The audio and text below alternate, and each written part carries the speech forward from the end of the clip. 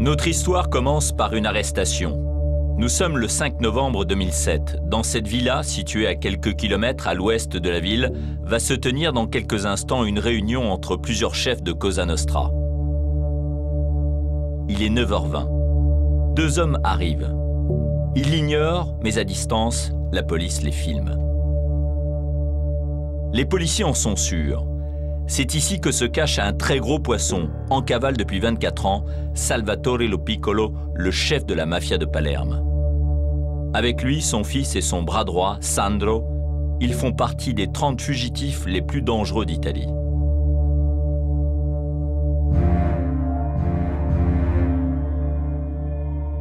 « 9h30, c'est l'assaut. Plus de 40 policiers interviennent. Ils savent que les deux hommes piégés dans le garage sont armés. Les policiers tirent en l'air.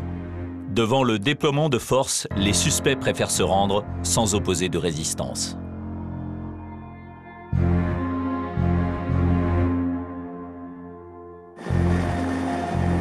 C'est une énorme victoire pour la police italienne. Elle va découvrir au passage que cet homme réputé si redoutable cache dans son jardin 500 000 € dans de simples pots de confiture, comme un retraité cachant ses économies. Un retraité très actif qui pèserait plusieurs centaines de millions d'euros.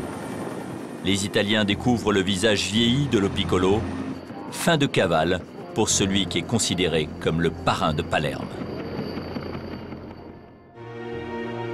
Avec 700 000 habitants, Palerme est la plus grande ville de Sicile. Ancien comptoir phénicien, elle compte un nombre incalculable d'églises, de monastères, de monuments, parmi lesquels le Teatro Massimo, l'un des plus grands théâtres d'Europe. Palerme accueille en tout 5 millions de touristes chaque année. Mais Palerme est aussi connue dans le monde entier comme la capitale de Cosa Nostra, la redoutable mafia sicilienne. Plus d'un siècle d'existence, une organisation très hiérarchisée avec à sa tête le parrain des parrains. Une quinzaine de familles mafieuses se partagent Palerme. Elles vivent du trafic de drogue, s'infiltrent dans la politique et dans l'économie et rackettent les commerçants. Selon la police à Palerme, 8 commerces sur 10 versent un impôt à la mafia. En italien, racket se dit pizzo, un mot qu'il ne faut pas prononcer en Sicile. Non, ça ne m'intéresse pas. Ça n'existe pas, le racket à Palerme. Non, on n'a pas le pizzo ici, mais on a la pizza. Ça oui, la pizza sicilienne. Et le pizza, ça n'existe pas. Non, ici on n'a pas le pizzo. Moi, ça me regarde pas, no comment. Et pourtant, les enfants en connaissent parfaitement le fonctionnement. C'est quand les mafieux veulent l'argent du bar. Ils demandent le pizzo. C'est pas bien, parce qu'on te donne une date et une somme d'argent qu'il faut que tu paies avant une certaine date. Et sinon, qu'est-ce qui se passe? Sinon, ils te tuent. Vraiment? Ils tuent. Ils tuent les enfants et les femmes. Ce racket rapporterait plus d'1 milliard d'euros par an à Cosa Nostra. Et c'est parce que l'on a touché à ce pactole qu'elle se trouve aujourd'hui déstabilisée. Nous avons rencontré 3 hommes qui sont à l'origine de cette nouvelle traque anti-mafia. Vincenzo Conticello, un restaurateur, vit sous haute protection depuis qu'il a dénoncé devant les juges ceux qui ont tenté de le racketter. Nous courons tous le risque d'avoir un accident ou de mourir un jour. Dans ma situation, il y en a un de plus. Le risque de mourir dans un accident derrière lequel il y aurait la main de la mafia. À Palerme, le colonel Manucci et ses hommes n'auront que quelques minutes pour interpeller une douzaine de mafieux qui rackettent les boucheries.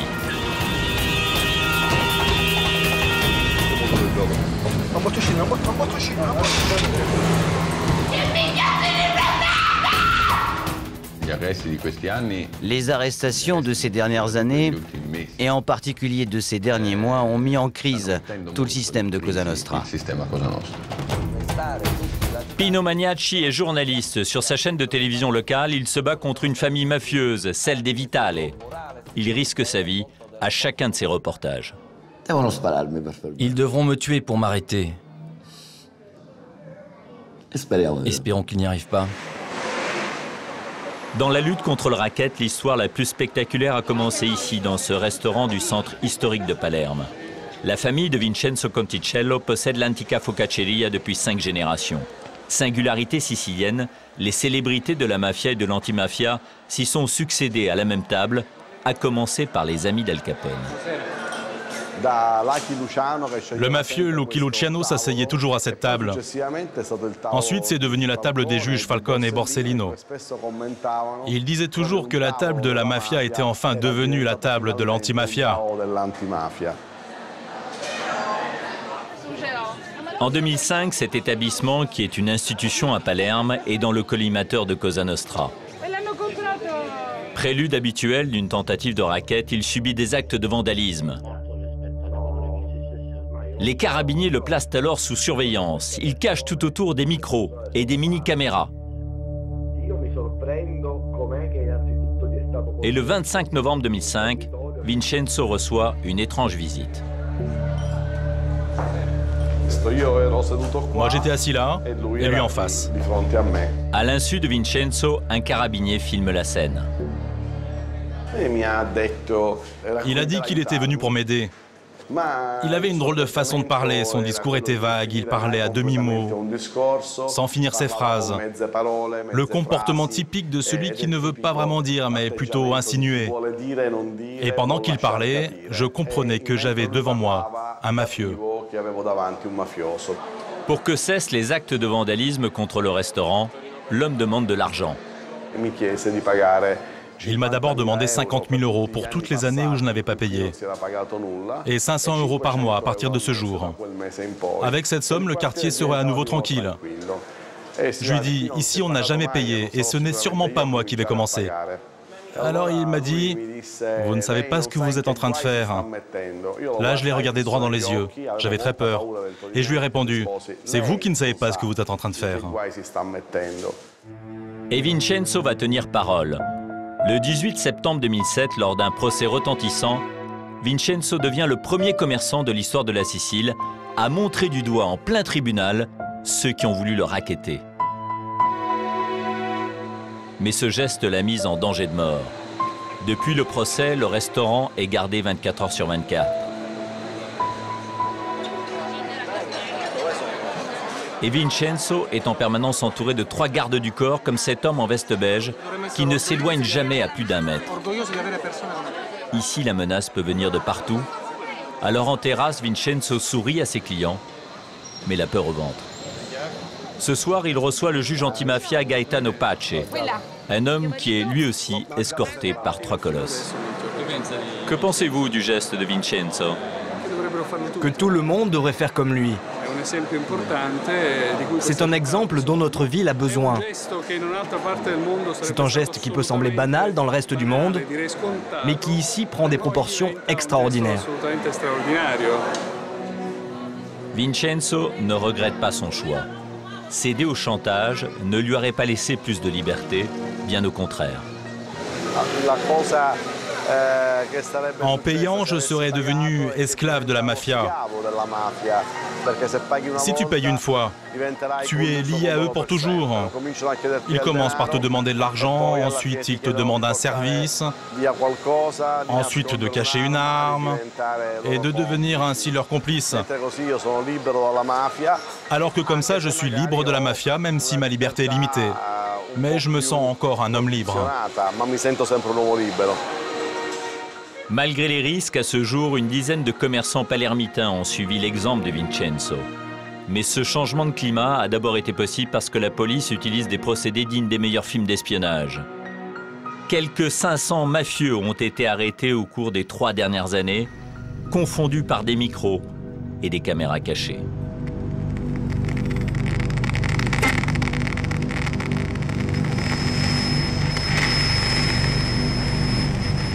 Nous avons rencontré le patron du service antimafia de la police de Palerme. Antonino De Santis a accepté de nous emmener dans un des endroits les plus secrets de Sicile.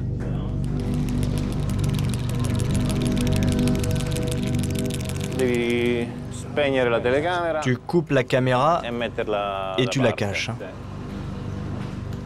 Pourquoi ?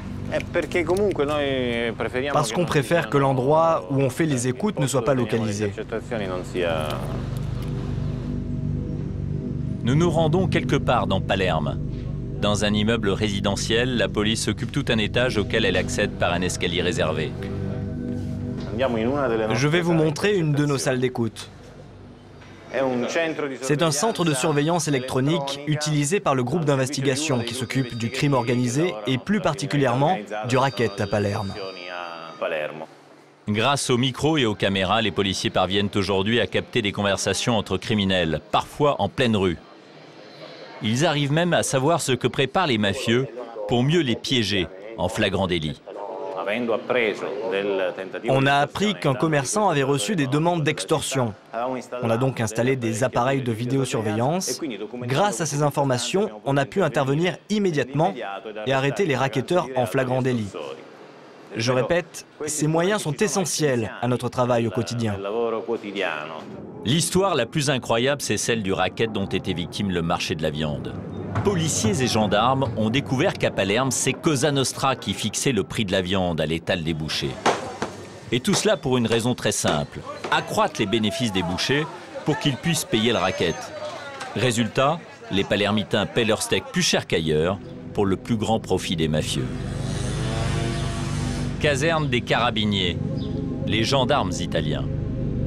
Dans quelques heures, ces hommes vont démanteler un réseau de mafieux qui rackettent les bouchers de Palerme. Le colonel Manucci prépare ce coup de filet depuis presque 2 ans. Et là aussi, tout a commencé par des caméras espions. À droite, l'homme à la veste noire, c'est Piero Tumigna, le chef de la famille mafieuse du quartier d'Altarello. Et face à lui, un commerçant, un boucher qui s'adresse à lui en parlant d'un certain Lorenzo. C'est un autre boucher. Et ils disent, si Lorenzo continue à vendre la viande au prix qu'il a lui-même fixé, je serai obligé de fermer ma boucherie. Donc, le boucher demande à un membre de Cosa Nostra de faire respecter la règle imposée par la mafia, que les prix de la viande soient partout les mêmes. Écoutez, voilà ce que nos micros ont capté.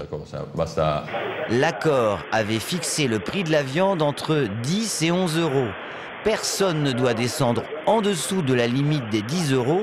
C'était l'accord fixé et tout le monde doit le respecter.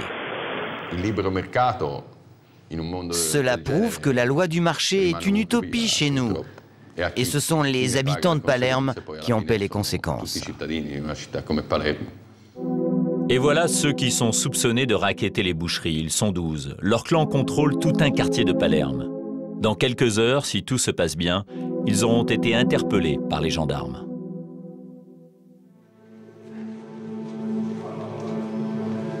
Il est 14 heures. Depuis plusieurs mois, les carabiniers ont piégé un lavage automatique de voitures car ils ont remarqué que les chefs présumés de la mafia de la viande s'y retrouvaient tous les après-midi. Ils sont 2. On attend le 3e. Les mafieux n'ont jamais d'habitude. C'est une règle de sécurité élémentaire. Alors ce rendez-vous quotidien au lavage automatique, c'est une grave erreur. Les policiers vont en profiter. Si on avait essayé de les arrêter de nuit, il y en a 2 qui nous auraient échappé. Parce qu'ils ne dorment jamais au même endroit. Ces gens-là, ils ne travaillent pas. Ils bougent tout le temps. Heureusement, les chefs ont un point de rassemblement chaque après-midi. Là, il joue aux cartes. Le colonel Manucci a abandonné l'uniforme. L'opération va se faire en 2 étapes. D'abord, il faut interpeller les chefs au lavage automatique. Ensuite, il faudra arrêter leur lieutenant. Alors il faut pister tout le monde, en direct, grâce aux micros et aux caméras. Non, laisse, je vais écouter. L'opération commence bien. Sur son portable, l'un des suspects se trahit. Il dit où il se trouve. On a localisé le 3e, dans un bar tabac. Les menottes, tu les as? Sandro, t'es toujours le dernier. 16h50, c'est parti. La voiture du capitaine rejoint le dispositif déjà en place. Au total, 60 policiers répartis dans 15 voitures sillonnent Palerme. Nous sommes avec le capitaine. Nous prenons la direction du lavage automatique pour arrêter ceux que les carabiniers considèrent comme les chefs du clan. Ça y est, il est là. C'est Castelluccio. Au PC de surveillance, grâce aux caméras, on confirme la présence des 3 suspects. Il monte sur son scooter. On dirait qu'il va partir. C'est le moment d'intervenir. Bon, Schizzo, t'es en place, là? Mais un problème surgit. Nous sommes tout près, mais notre voiture est bloquée dans une petite rue. Attention, ils sont en train de sortir. Attention, ils montent sur le scooter, ils vont partir. Non, non, non, non, non, arrêtez tout, attendez. Stop. Stop. Annule. Annule, on n'y arrive pas. Mon colonel, on ne va pas y arriver. Mais ils sont en train de sortir, ils sont en train de sortir. Ah, ils sont partis? Bon, Schizzo, éloigne-toi. Éloignez-vous tous. Caméra et micro n'ont pas suffi. Un simple bouchon a fait échouer l'opération. Pour le moment, c'est raté. Mais il reste un espoir. Les 3 chefs pourraient de nouveau se réunir dans l'après-midi. Il faudra juste un peu de chance. Le dispositif policier reste en place. Il est revenu, celui en voiture? Non. J'espère qu'il va revenir. Pour les carabiniers, une longue attente commence. Mais ils sont motivés car ils savent que les arrestations de ces derniers mois à Palerme ont fait évoluer les mentalités. De plus en plus de commerçants ont choisi de dire non au pizzo, aux raquettes. Nous allons rencontrer l'un d'eux. Il a accepté de payer l'impôt de la mafia pendant 10 ans. Il va bientôt dénoncer ses racketteurs à la barre. Pour préserver sa sécurité, nous devons cacher son identité. J'ai pris ma décision au moment où il y a eu des arrestations importantes à Palerme. La police a vraiment donné le signal que ce phénomène pouvait être attaqué et combattu. Et à ce moment-là, j'étais prêt à tout, même à prendre le risque de perdre ma propre entreprise. Et si cet homme a décidé de ne plus subir la loi de la mafia, c'est pour garder la tête haute devant ses enfants. J'ai un fils de 5 ans. Et la simple idée que je devrais lui dire dans 10, 15, 30 ans, quand il décidera de reprendre mon activité, que Monsieur X viendra le voir tous les mois, alors que j'essaie de lui transmettre le sens de la légalité, j'aurais honte de lui dire. On se sent en quelque sorte complice. Petit à petit, la peur change de camp en Sicile grâce aux moyens impressionnants déployés par les forces de l'ordre et aux vagues d'arrestations. Mais il n'y a pas qu'en ville que le système mafieux est déstabilisé. Nous nous rendons au cœur de la Sicile, dans la région de Corleone et de Partinico, où des hommes aussi atypiques que courageux mènent aussi le combat contre la mafia. C'est dans cette petite ville de Partinico qu'est installée la plus petite chaîne de télévision d'Italie.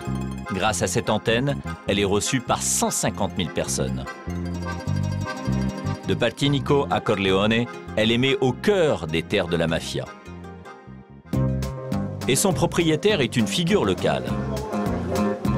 Vieux! Vieux! Ne dis pas un mot, sinon je te filme. Pino a grandi ici et il côtoie depuis des années tous ceux qui l'attaquent dans son journal. Ça y est, on y est. Nous sommes à la veille des élections municipales et les candidats sont en campagne. Politique et mafia font souvent bon ménage en Sicile et Pino adore mettre les pieds dans le plat. Lui, c'est Monsieur Brigano du MPA. Mafia, politique et appel d'offres. Et lui, c'est le candidat Salvo Lo Biondo, représentant de l'UDC, l'Union des couillons. On a aussi un candidat du PDL, proche de Lutri, condamné à 9 ans pour association mafieuse. Comme vous voyez, on a du beau monde à Partinico. Pino, toi t'envoies des mafieux ici? Tu la vois, la mafia? Elle est où, la mafia, ici? Attends. Laisse-moi les regarder dans les yeux. Non, eux, c'est juste des crétins. Mais en termes mafieuses, il n'est pas toujours facile de savoir si ceux à qui s'adresse Pino sont ses amis ou ses ennemis. Cet homme en costume sombre, par exemple. Que pensez-vous de Teleyato et de Pino Magnacci? C'est un bon journaliste. Il y a de la mafia à Partinico? Des gens mauvais, il y en a dans toute l'Italie et dans le monde entier. Et pas particulièrement à Partinico. Oh, Partinico. Et avec cet homme, Pino n'a plus du tout envie de plaisanter.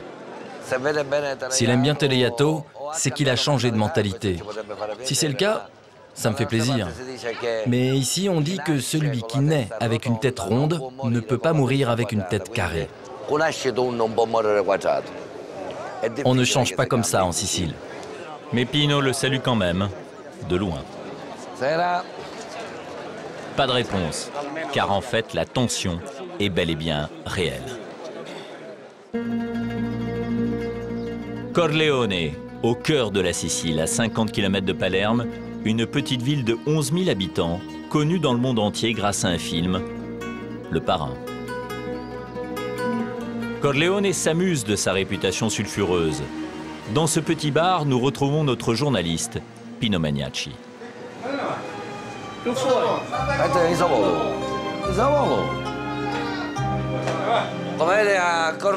Vous voyez, à Corleone, on exploite même la mafia. On a le digestif du parrain, la musique du parrain, et dès qu'un touriste rentre, on lui met la musique du parrain. Mais ici, la réalité dépasse la fiction. Les parrains les plus sanguinaires de Cosa Nostra étaient de Corleone. Comme Totorina, surnommé le Fauve, l'homme qui, dans les années 80, a lancé une guerre ouverte contre l'État italien. En 15 ans, une cinquantaine de policiers, une douzaine de magistrats, des journalistes sont assassinés. Des exécutions de plus en plus violentes, spectaculaires, comme l'attentat en 92 contre le fameux juge Falcone, un des premiers à percer les secrets de la mafia. Arrêté un an plus tard, Totorina déclare à son procès que la mafia, ça n'existe pas. À Corleone apparaît alors un nouveau parrain, Bernardo Provenzano, qui change de stratégie. Avec lui, Cosa Nostra doit se faire oublier. La mafia n'assassine qu'en dernier recours. Sous le règne de Provenzano, elle va prospérer en silence pendant plus de 10 ans. Jusqu'au 11 avril 2006, quand à 2 km de Corleone, la police fait irruption dans cette modeste bergerie. Là encore, le piège se referme grâce aux caméras et aux micros disposés par les forces de l'ordre. Bernardo Provenzano, si secret et insaisissable, est arrêté après plus de 40 ans de cavale. Aujourd'hui, à Corleone, quand on évoque les parrains mafieux, les réactions sont étonnantes. Non, elle n'existe plus, la mafia. C'est fini. Depuis quand? Ah, ils sont tous en prison. On est seuls, sans papa. On disait que c'était des mafieux, mais pour nous, c'était des gens très bien. C'est tout. Elle n'existe plus et pourtant, il y a quelques mois, le fils de Totorina, Giuseppe Rina, est sorti de prison.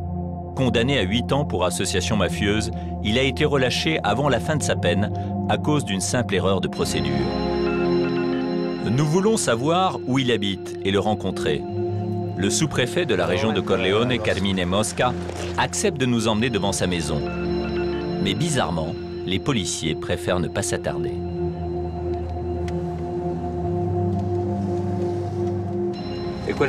C'est cette rue, non? Oui, mais on va peut-être pas s'arrêter. On ne s'arrête pas devant, non, non. Pourquoi? Ben, je sais pas, il risque de nous uriner dessus. Ah bon, c'est déjà arrivé? C'est déjà arrivé, non? Non, mais on sait jamais ce qui peut arriver. Mais c'est où exactement? C'était au numéro 24. C'était au numéro 24. La police nous prévient, mais après coup. Même un policier ne plaisante pas avec cet homme-là.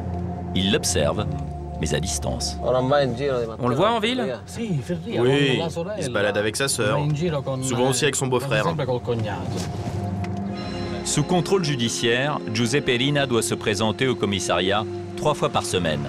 C'est à ce moment-là que nous avons tenté de lui parler. Je fais un documentaire pour la télévision française. On peut vous poser une question? Non. Non? Selon les juges et les enquêteurs italiens, Giuseppe Rina prétend devenir le nouveau parrain de Cosa Nostra. C'est une affaire qui intéresse au plus haut point Pino Magnacci. Il est ici comme chez lui. On a rendez-vous avec le maire de Corleone. Pino Magnacci veut savoir ce que le maire pense du retour de Giuseppe Rina. Comme souvent ici, quand on parle de mafia, une interview sous escorte. Comment les habitants de Corleone vivent-ils le fait que Giuseppe Rina soit de retour et qu'il se promène libre dans les rues de la ville? Ils le vivent comme on le vit tous, avec beaucoup d'attention. Heureusement, les forces de l'ordre surveillent de près, monsieur Rina. Et pour le moment, je dois dire qu'il n'y a pas de raison de renforcer la surveillance. Mais c'est sûr que cette présence nous préoccupe.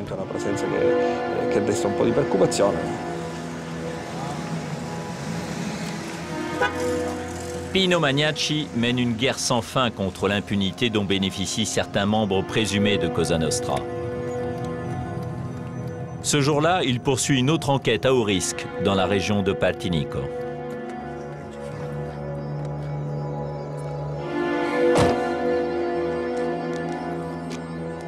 C'est filmé par sa fille et assisté par son fils qu'il s'attaque aux familles mafieuses. Pino adore en rire. Oui, je travaille en famille.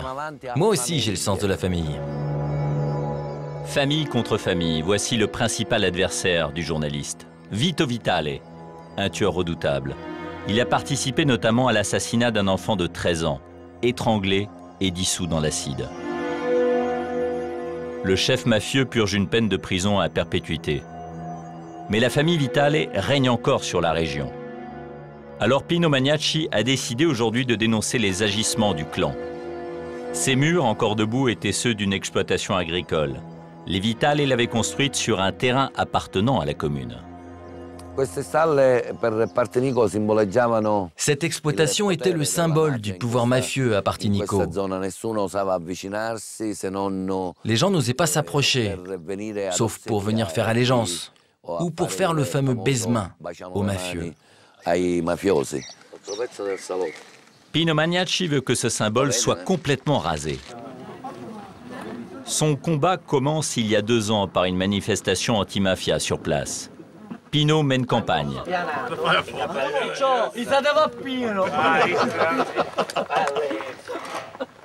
Résultat, les autorités locales réagissent et ordonnent la démolition.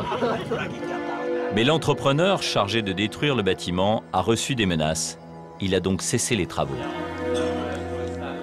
Alors aujourd'hui, pour son journal de la mi-journée, Pino relance le dossier et n'hésite pas à nommer ses adversaires. Comment est-ce possible qu'un enfant de la mafia puisse encore contrôler notre territoire en se moquant totalement des institutions? Je dénonce Leonardo Vitale, fils de Vito, pour ce nouvel abus. Car les 2 fils de Vito Vitale, âgés de 16 et 21 ans, auraient repris le flambeau. L'un d'eux a agressé Pino, il y a quelques mois à peine. Depuis, le journaliste a été placé sous escorte. Retour à Palerme, au quartier général des Carabiniers. Les hommes du colonel Manucci n'ont toujours pas lancé leur coup de filet contre la mafia de la viande. Le colonel fait les 100 pas. Il surveille les écrans. Il espère que les chefs mafieux présumés vont de nouveau se retrouver dans le lavage automatique qui est leur point de rendez-vous habituel. À l'autre bout de la ville, ces hommes trompent leur ennui en essayant de rester le plus discret possible. C'est quoi la plus grande difficulté? C'est leur territoire ici. C'est difficile de ne pas se faire repérer. Il faut bouger constamment, sinon ils finissent par comprendre. Il y a des indices? Oui. Ils se baladent en scooter. Une information tombe. À quelques rues d'ici, les carabiniers viennent d'arrêter un des complices présumés du gang, en prétextant un simple contrôle routier. Ils vont essayer de le garder au chaud le plus longtemps possible. Il a été arrêté par une patrouille? Oui, il simule un simple contrôle de son 2 roues. Il circulait sans casque, mais c'est pas pour ça qu'il nous intéresse, évidemment.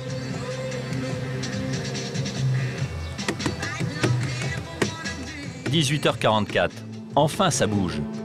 2 hommes en scooter arrivent au lavage automatique.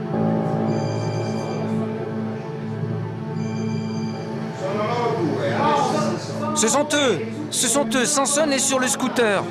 Ils sont en train de parler. Allez-y vite. Samson est en train de s'en aller. Dépêche-toi, ils sont à 2 sur un scooter. Ils sont en train de sortir, dépêche-toi. Vas-y. Vas-y. Des carabiniers en embuscade vont arrêter l'homme au scooter, puis entrer pour interpeller ses deux complices. Vous l'avez eu, Samson et... En chemise blanche, l'un des suspects met les mains en l'air. Il a 33 ans, c'est sa première arrestation.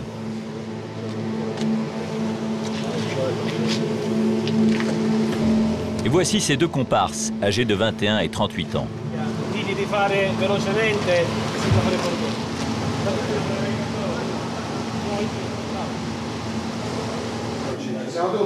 C'est bon, on les a tous? Ok, super. On envoie la suite. On peut passer à la deuxième phase, l'interpellation des lieutenants. L'ordre est donné à la deuxième équipe d'arrêter le motard retenu depuis 2 heures par des carabiniers en uniforme. L'homme ne se doutait de rien, jusqu'à ce que les carabiniers cagoulés, les hommes de la lutte anti-mafia, arrivent.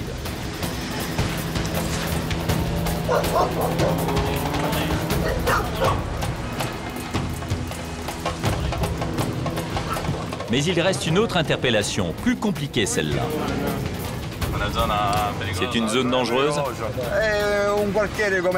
Oui, c'est dangereux parce que c'est un quartier où la criminalité organisée est très présente. Il y en a qui peuvent venir prêter main forte aux mafieux. Les voisins, la famille, ils peuvent essayer de s'interposer pour nous empêcher de l'embarquer.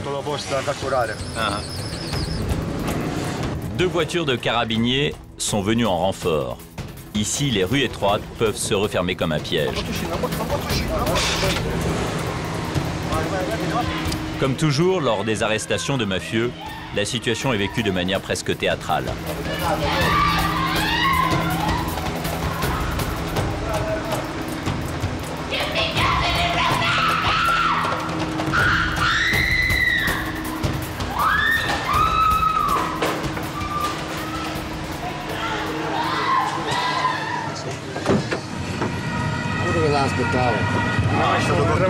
Ils étaient sous le choc, ils ne s'y attendaient pas du tout.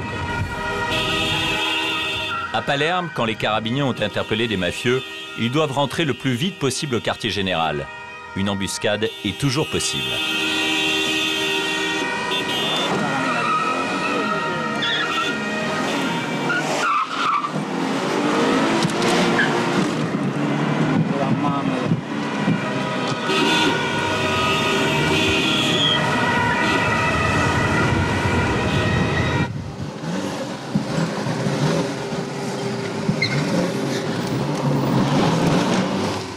Après des mois d'enquête et une après-midi tendue, la mafia de la viande est démantelée.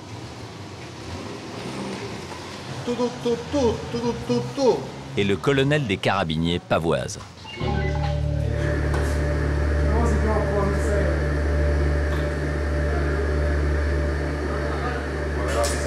Ah, il va dire à son frère de s'enfuir. Oui. Moi, ça s'est passé comme prévu, mais ils nous ont fait suer toute la journée. Les présumés racketteurs des boucheries de Palerme sont maintenant auditionnés. Dans leur acte d'accusation, le résultat de 2 ans d'enquête.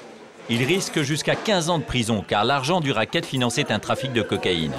Suspects et policiers ne se sont jamais rencontrés, mais entre eux, nous découvrons une étonnante relation. Un des chefs s'étonne que son frère ne fasse pas partie des interpellés.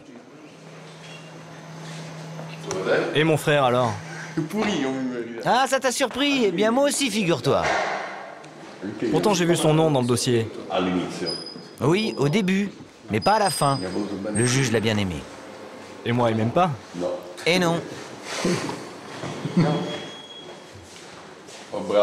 Allez, sois sage. Cette nuit, les 12 mafieux présumés dormiront en cellule. Dans la cour, tout le monde est prêt pour le transfert. C'est une tradition de Cosa Nostra. Les proches viennent saluer ceux qui partent en prison. Sans sirène! Oh, j'ai dit sans sirène! Mais entre la caserne et la prison, le parcours risque d'être périlleux. Les familles provoquent les gendarmes. Et ce soir-là, on va frôler l'incident.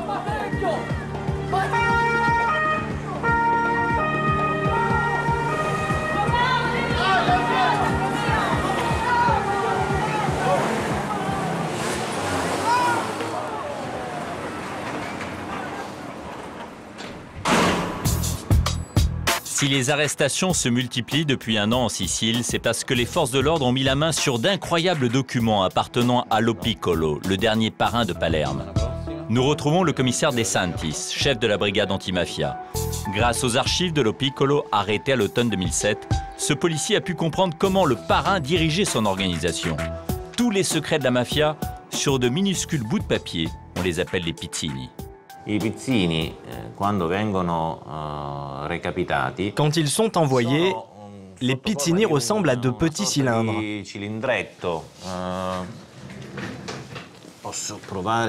Je vais vous montrer comment on les trouve en général.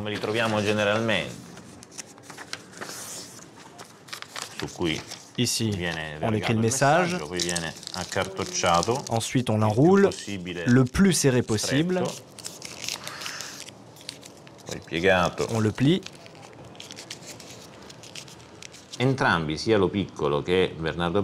Aussi bien Lo Piccolo que Provenzano écrivaient sur l'extérieur un chiffre ou un nom correspondant au destinataire, avant de fixer le billet avec du scotch. Ce moyen de communication est très archaïque, mais il est très efficace parce qu'il permet au destinataire d'être sûr que personne avant lui n'avait pu lire le message. Ces images de reconstitution montrent comment les membres de la mafia se passent des pizzini de main en main. Inventés il y a une dizaine d'années, ils sont le meilleur moyen de déjouer les écoutes de la police, même s'ils peuvent mettre jusqu'à 15 jours pour parvenir à leur destinataire. Dans ces missives, on parle de tout, de raquettes bien sûr, mais aussi de recettes de cuisine, de futurs mariages ou de meurtres. Ou encore, des règles à respecter. C'est incroyable qu'en 2008, le rite d'affiliation à Cosa Nostra soit encore exactement le même qu'il y a 30, 40 ou 50 ans. Et puis qu'il existe encore le code du parfait mafieux. Nous l'avons retrouvé parmi les pizzini de Sandro et Salvatore Lo Piccolo. On ne regarde pas les femmes de nos amis, on ne fait jamais de comparaison avec les poulets, on ne fréquente ni les tavernes ni les cercles. On doit toujours être disponible pour l'organisation, même si notre femme accouche. C'est ainsi que pour la police, les secrets de Cosa Nostra tombent les uns après les autres. Mais la mafia n'a pas dit son dernier mot. Bienvenue au journal de Teleyato. Malgré les coups de pied, les coups de poing et l'agression, Pino Magnacci est toujours là, en direct, à l'antenne, malgré les bleus. Un œil au beurre noir, Pino Magnacci a été roué de coups par l'un des fils de Vitale, le tueur de la mafia. Quoi qu'il arrive, nous continuerons tous les jours de vous informer. Malgré les risques, il poursuit son combat contre le clan. Une voiture de carabiniers le suit dans tous ses déplacements.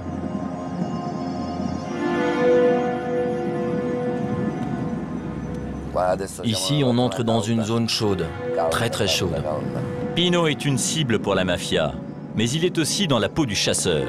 À quelques kilomètres de là, il a repéré une nouvelle construction illégale des Vitale. L'occasion pour lui d'enfoncer le clou. Ici, ça s'appelle le canton de Vernazza. C'est encore une ferme bâtie sur un terrain qui n'appartient pas au clan des Vitale. Les propriétaires sont deux personnes âgées d'environ 80 ans. Ils vivent à Palerme et peut-être qu'ils ne savent même pas qu'une exploitation a été construite sur leur terrain. Imaginez un peu, ils avaient installé 700 mètres de câbles pour voler l'électricité. Pino voudrait secouer la passivité des Siciliens. À travers ses reportages, il tente de faire partager son indignation, de réveiller leur fierté. Est-il possible qu'un jour, on se libère de ce poids qui pèse encore sur notre territoire? Comment un garçon de 20 ans, 21 ans, peut-il imposer tant de terreur? C'est vous qui avez la réponse. Mais si nous continuons ainsi, sur notre terre, c'est que rien n'a changé et rien ne changera. Vous avez entendu ce que me dit Giovanni? Mon fils me dit qu'il faut que je me prépare à recevoir de nouveaux coups de poing. Parce qu'aujourd'hui, avec ce reportage, on va clairement les mettre en rogne. Toujours escorté par la police, Pino rentre à la rédaction. Il est 12h35 et le journal commence à 14h. Ouais, ça s'est bien passé. Maintenant, espérons que ça va bien se passer. Son escorte l'accompagne jusqu'à sa petite télévision.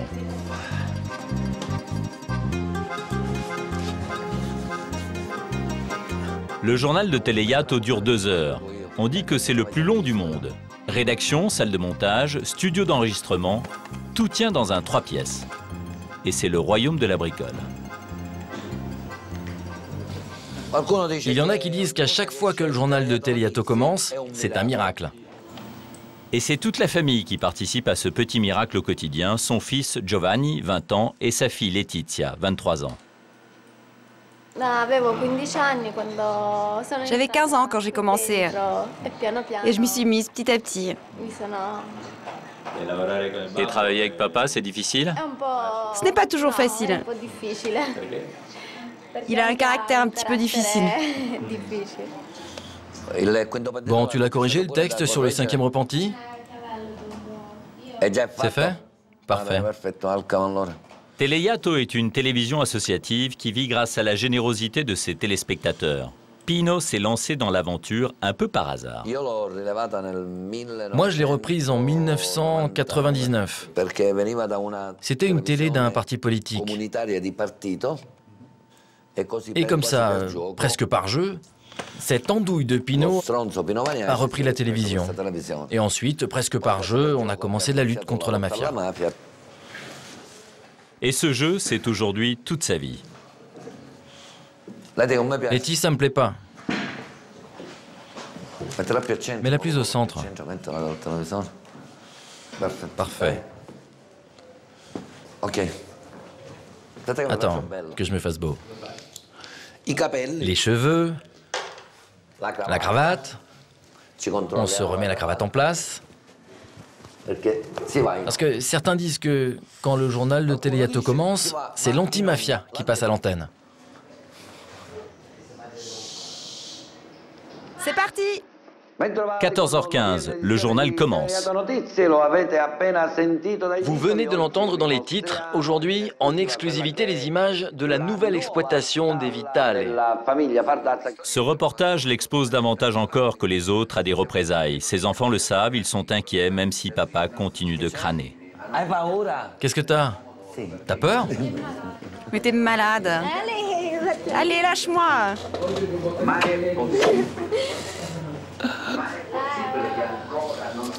Elle s'inquiète pour son papa. Letizia a raison d'avoir peur car Pino et sa famille vont encore subir menaces et représailles. Mais le journaliste va finalement avoir gain de cause. 1 mois après notre tournage, la ferme illégale des Vitale sera enfin complètement rasée. Il aura fallu pour cela l'intervention de l'armée. Une armée, c'est un comble, protégée par la police. En Sicile, 2 précautions valent mieux qu'une. Car pour préserver leur ferme, les mafieux sont capables du pire. Pour un membre de Cosa Nostra, rien de plus important que la terre. Il peut être à la tête d'un empire, amasser des fortunes, son bien le plus précieux, le symbole de sa puissance, c'est la terre. Depuis 10 ans, Salvatore cultive des terrains agricoles confisqués à des mafieux. 100 d'hectares en tout, et ce n'est pas sans risque. Il y a quelques semaines, quelqu'un a encore une fois essayé de mettre le feu à ce champ. Mais des voisins l'ont vu et on a pu l'éteindre à temps. S'il n'y avait eu personne, tout aurait brûlé à nouveau. Les membres de sa coopérative n'ont jamais reçu de menaces de mort. Alors la police ne juge pas nécessaire de leur consacrer une protection. Mais la situation n'est pas facile. Nous ne sommes pas une entreprise comme les autres. Nous sommes une coopérative qui travaille sur les biens confisqués. Et donc on a des millions de difficultés à gérer nos terres. Tout peut nous arriver, à nous et à nos terres. Drôle d'ambiance, surtout quand les anciens propriétaires de ces champs, de grands chefs mafieux, habitent encore juste à côté. Nous allons sur un de nos champs. C'est un champ qui est encerclé par les terrains de l'ancien propriétaire. Il est à l'intérieur de son exploitation. On y est. À chaque fois qu'on va travailler, on passe par chez lui. On a l'usufruit de la route. Et quand on le croise, on se salue. Pour cultiver ces terres, la coopérative de Salvatore, qui a peu de moyens, reçoit l'aide de volontaires venus de toute l'Italie. Ce sont des étudiants, parfois même des lycéens. Allez, on prend les pioches. On vient d'arriver et on mange déjà? Chiara est une des volontaires. Elle vit à Florence et elle a 17 ans. Je suis venue car à Florence, on parle beaucoup de la situation de la Sicile. Mais personne ne fait jamais rien. Alors je me suis dit, allons-y voir comment c'est vraiment. Et puis c'est une manière active de combattre la mafia. Malgré leur bonne volonté, ces jeunes militants sont des citadins. 2 fois plus de travail pour Salvatore. Là, c'est des tomates.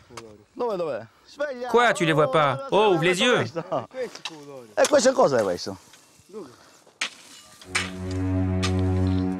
Et parmi ces volontaires, il n'y a aucun Sicilien. Pas facile de faire évoluer les mentalités. On y travaille. Mais la culture sicilienne est encore arriérée. Il y a encore beaucoup de peur. Et donc ils n'osent pas montrer qu'ils sont avec nous. Et même si quelques jeunes aimeraient venir, les parents, eux, ne les laissent pas. Il y a 3 coopératives comme celle-ci autour de Corleone. Toutes sont confrontées aux mêmes difficultés.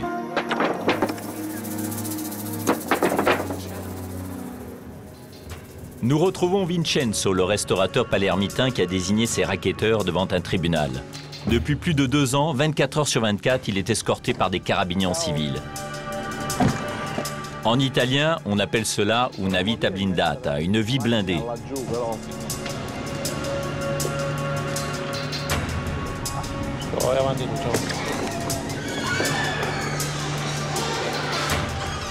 Le restaurateur aurait largement les moyens de refaire sa vie ailleurs, d'oublier Palerme.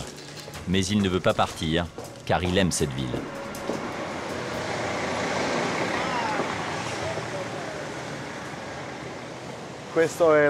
Voici la cathédrale de Palerme. C'est une des cathédrales les plus belles d'Europe.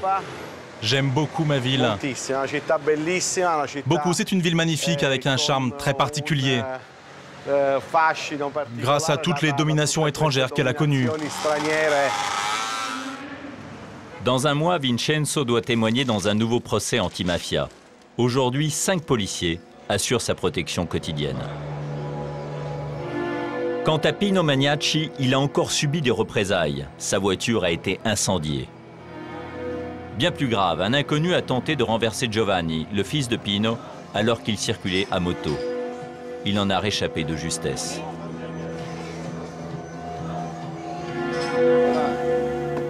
Huit journalistes ont été tués par Cosa Nostra depuis 40 ans. Elle a une jeunesse horrible. Toujours travailler, toujours courir derrière son papa. Elle n'en peut plus. Mais la famille Magnacci continue son combat, d'ores et déjà exemplaire. Pour preuve, l'histoire récente d'un téléspectateur de Teleyato victime d'une agression mafieuse qui a brisé l'omerta en citant Pino. Cet homme est allé directement au commissariat et il a dit « Je suis venu dénoncer le boss Antonio Nania qui a essayé de me tuer, car Teleyato m'a appris qu'il fallait faire ainsi. » Ce sont des choses qui émeuvent. Ça veut dire qu'on est sur la bonne voie. Ils devront me tuer pour m'arrêter. Espérons que ça n'arrive pas. T'as réussi à me faire pleurer.